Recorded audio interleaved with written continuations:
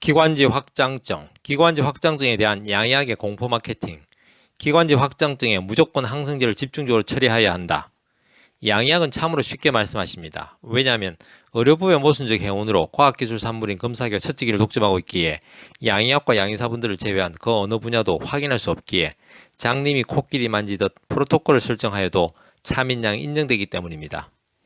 그래서 말씀하십니다. 기관지 확장증에는 무조건 항생제를 집중적으로 투여해야 한다라고 그럴싸한 설명을 더 붙입니다. 왜냐하면 기관지 확장증을 오랫동안 두면 반복되는 폐렴, 흉막에 농이 쌓이는 농흉, 흉막이 찢어지는 기흉, 폐농이 차는 폐농흉, 뇌에 농이 차는 뇌농양까지도 발생하기 때문입니다. 라는 공포감까지도 친절하게 부연해 주십니다. 물론 맞는 말씀이십니다. 그렇다면 기관지 확장증이 빨리 발견되면 빨리 치료될 수 있는지요? 라고 여쭤보면 다시금 말씀하십니다. 기관지 확장증은 항생제로도 잘 치료되지 않기에 한번 발생하면 낫지 않기에 미리 조심해야 한다라고. 그렇다면 한번 발생하면 낫지 않는다고 말씀하신 기관지 확장증에 노출되지 않으려고 하면 어떻게 하면 될까요? 라고 여쭤보면 다시금 말씀하십니다.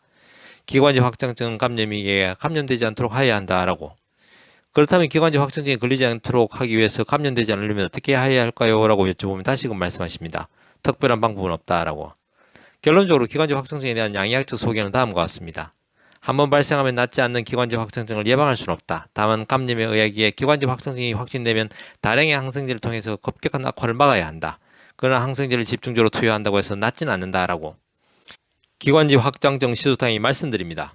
1차 의료기관, 2차 의료기관, 3차 의료기관의 도움에도 불구하고 기관지 확장증으로 힘드시다면 기관지 확장증 시소탕이 언제든 근원적 도움을 청하십시오라고. 한의학은 과학입니다. 한의학은 철학입니다. 건강은 균형입니다. 동양 한의원은 균형입니다.